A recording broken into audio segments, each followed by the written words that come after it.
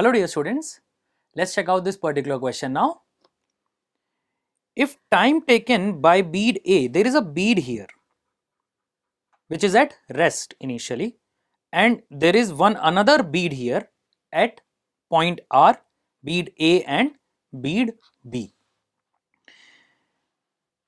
If time taken by bead A and B to slide down on chords PQ and RQ are T1 and T2 respectively, then T1 over T2 is equal to diameter of vertical ring is given to us D.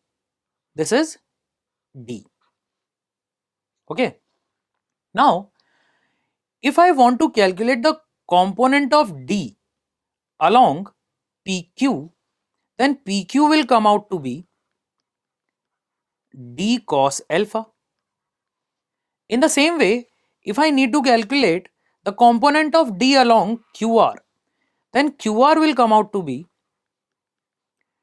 D cos beta. Clear students?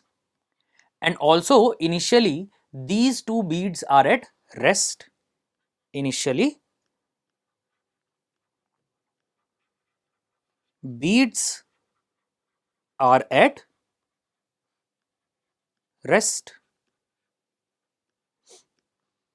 Clear? Now suppose I am considering the bead A which is falling in chord PQ.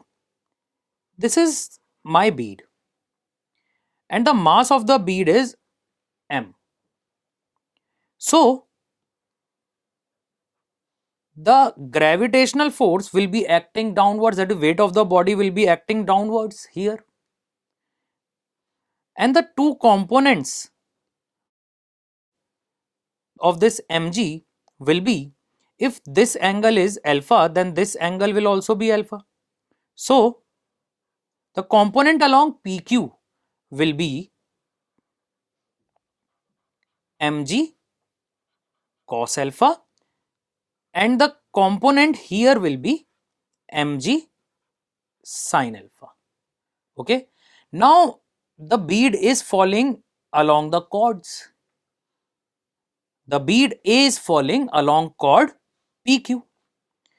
So if I apply second equation of motion, that is PQ is equal to ut plus half at square. Initial velocity is 0. So it will be half into acceleration along PQ is g cos alpha into t square, and the time taken by bead to fall along PQ is T1. So it will be T1 square. Okay. And PQ can also be written as D cos alpha is equal to half G cos alpha into T1 square. This cos alpha and cos alpha will cancel out. So T1 will come out to be 2D by G under root. This is my equation number 1. Now talking about the bead B. Bead B is also falling along. The bead B is falling along chord RQ. Clear students? And suppose it is here. Gravitational force will be acting downwards. And the acceleration along RQ will be G cos beta. So considering this in mind, when I am calculating the value of RQ, it will come out to be half G cos beta into T2 square. And RQ is what? RQ is D cos beta. I calculated it in last slide. So it will be D cos beta is equal to half G cos beta into T2 square. This cos beta will cancel out. So from here also T2 will come out to be under root 2D by G.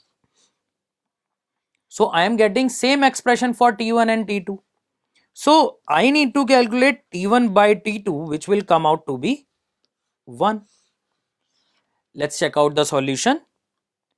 It is coming option number 1. Okay. So I hope this particular question is clear to all of you. There is no doubt left. Thank you.